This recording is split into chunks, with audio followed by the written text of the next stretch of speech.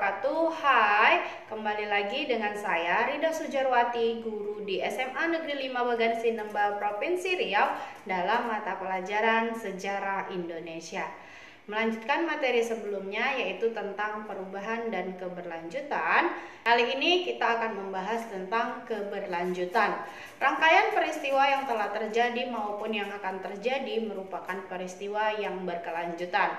Sebab tidak ada peristiwa yang berdiri sendiri dan bisa dipisahkan dengan peristiwa lainnya.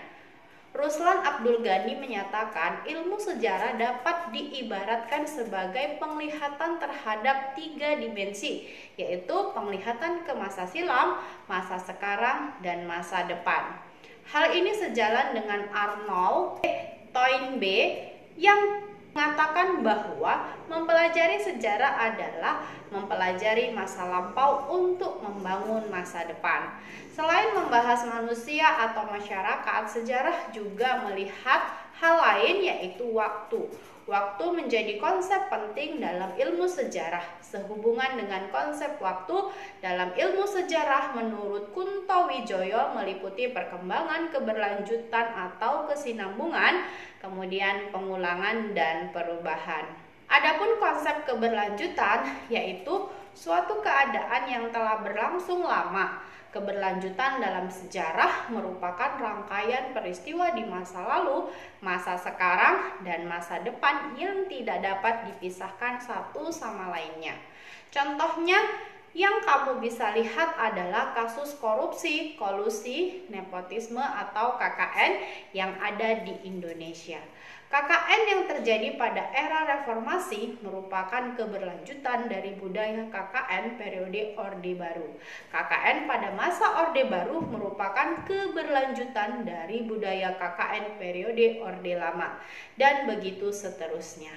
Bisa kita simpulkan bahwa budaya korupsi telah menjadi budaya yang diturunkan dari generasi satu ke generasi lainnya. Sekarang kamu sudah paham kan makna dari perubahan dan keberlanjutan? Beberapa penjelasan tadi bisa kamu jadikan landasan untuk memahami faktor-faktor yang mempengaruhi terjadinya atau tidaknya perubahan. Kemudian tentang keberlanjutan, suatu keadaan terjadi karena adanya hubungan dengan keadaan yang lainnya. Baik keadaan hari ini, masa lampau, dan keduanya berpengaruh pada masa yang akan datang. Makna keberlanjutan dalam sejarah. Dalam mempelajari sejarah, rangkaian peristiwa yang ada merupakan peristiwa yang berkelanjutan.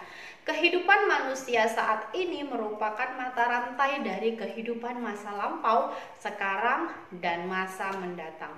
Setiap peristiwa tidak berdiri sendiri dan tidak terpisahkan dari peristiwa lain. Sehubungan dengan konsep waktu dalam ilmu sejarah, menurut Kunto Wijoyo meliputi perkembangan, keberlanjutan, dan atau kesinambungan, pengulangan, dan perubahan.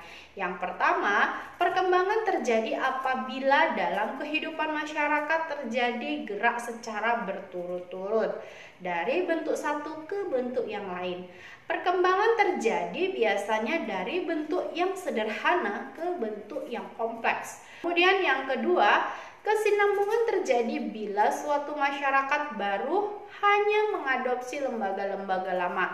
Misalnya pada masa kolonial, kebijakan pemerintah kolonial Belanda mengadopsi kebiasaan lama, antara lain dalam menarik upeti, Raja Belanda meniru raja-raja pribumi.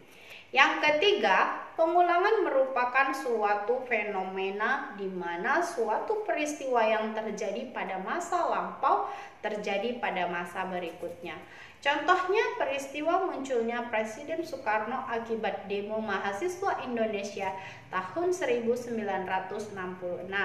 Demikian juga yang terjadi pada peristiwa mundurnya Presiden Soeharto akibat aksi dan demo mahasiswa. Demikianlah tadi penjelasan singkat mengenai keberlanjutan. Semoga dapat dipahami, semoga dapat bermanfaat.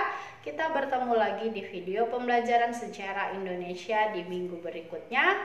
Wassalamualaikum warahmatullahi wabarakatuh.